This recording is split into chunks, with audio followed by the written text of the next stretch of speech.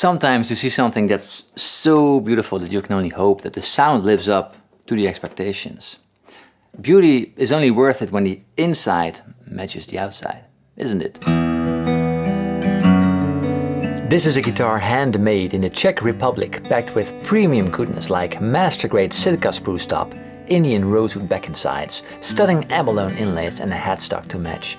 It even includes the LR Baggs Stage Pro Anthem. But maybe even more important, this guitar has a few very interesting technical innovations that supposedly make it sound like nothing else. Furch reached out to me asking if I wanted to check out one of their new models from the Master Choice series. I've heard about this brand before, but I never played one of their guitars, so I was definitely interested. 3 months later, this guitar arrived and I did a little unboxing over at my Instagram. Make sure to follow me over there too, it's @PaulDavidsGuitar. So what I've got here is a Furch or Furch Red Master's Choice GC-SR. That's a whole mouthful, but it means this guitar is from the Red series, and GC means it's a Grand Auditorium, and SR means Sitka and Rosewood. Although the beauty is the most eye-catching feature of this guitar, it's definitely not the most interesting. So there's 3 innovative aspects of this guitar that I wanted to highlight in this video. And the first is the CNR system, the composite neck reinforcement system. So just like any other guitar, or most guitars, this guitar has an adjustable truss rod. But the innovation is that it's inside a carbon casing. According to Furch, this results into unparalleled stability of the neck joint and supreme accuracy of neck relief adjustment.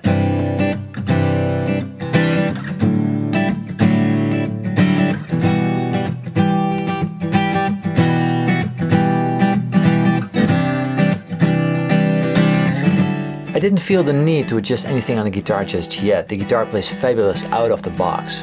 For me personally, the action could be a little bit lower, and the CNR system should allow me to set it up pretty meticulously.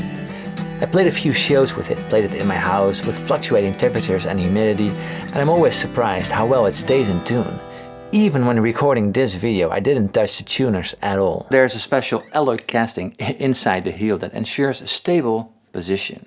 This construction also means there's way less material in there, so supposedly it should result into a more resonant and louder guitar overall.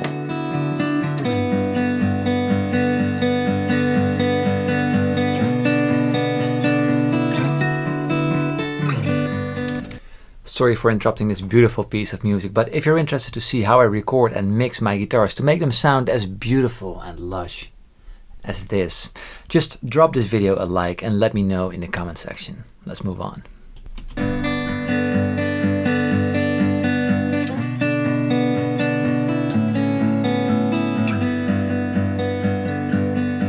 The second innovative feature is in the woods, the bracing and the soundboard.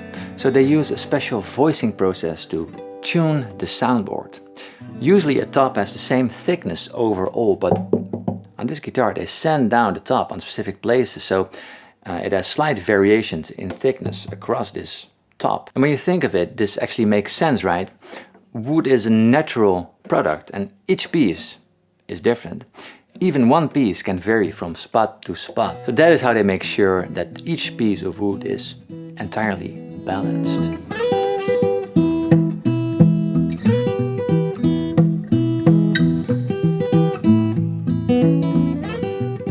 The third one is that the lacquer they used on the guitar is ultra thin. So we've probably all heard that the kind of lacquer used on a guitar can have a huge effect or an effect on the sound. And I really believe this to be true.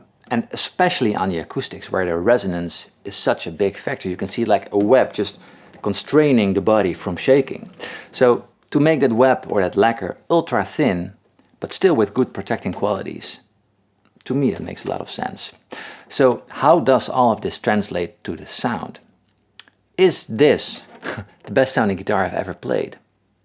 The first thing I noticed is that the guitar is really loud. The projection is quite unique considering the body size.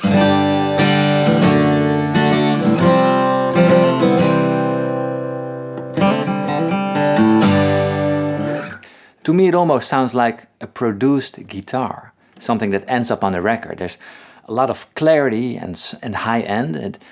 It has a sparkle with a nice lush and natural compression. This body shape is a tad wider over here than the Orchestra model. But it's also a bit deeper. This is just a bit deeper. So this results into a nice warm articulated low end, and while not being overwhelming bassy like some Dreadnoughts. So here's a little demo comparing the 3 different body shapes. The Dreadnought, the Orchestra model and the Grand Auditorium.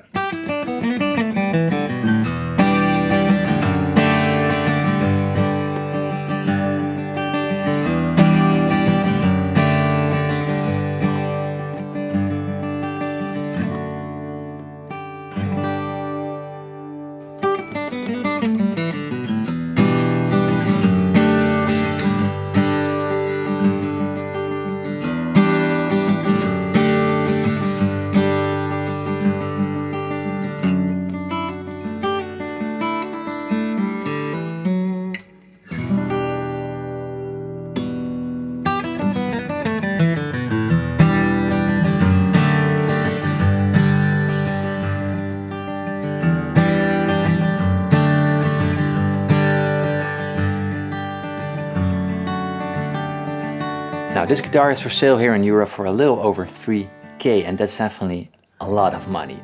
But on the other hand, it's not. If you look at the American-made counterparts I just showed you, that Collings or that Martin, they are at least 5 or 6K. And those guitars are definitely in the same game, the same ballpark. And I think it's nice to shine a light on a little lesser known brand. We all know that the bigger brands make great sounding guitars for sure. But a lot of times there's the smaller builders that just go all in with great ideas, revolutionary ideas even, or just a new vision, which is really fun and interesting to test out. So for me it all has to do with the sound you're after. There is no guitar that sounds the best. It's always a matter of preference. Is louder always better? No. Is a lot of clarity always better? No. Does it always need to be super balanced? It really depends on the stuff you're playing and the sound you're after. To me, this Furch really sits in the sweet spot, you can say. You can do almost anything with it, from heavy strumming to light picking. Even higher up the neck, this guitar keeps its full sounding character. And that's something that doesn't usually happen with these smaller bodied guitars.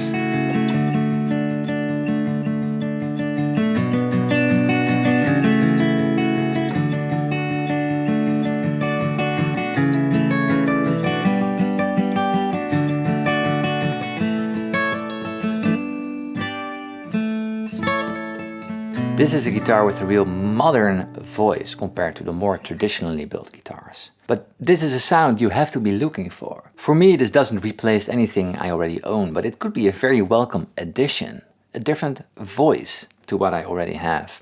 It surely plays like a dream, it sounds magnificent, it's a real versatile instrument. I'm impressed by how good a company can make a guitar, and I feel kind of bad I haven't played one before I got my hands on this model. So thanks Furch for letting me check out this instrument. So about the name, the company is based in Czech Republic, Furch.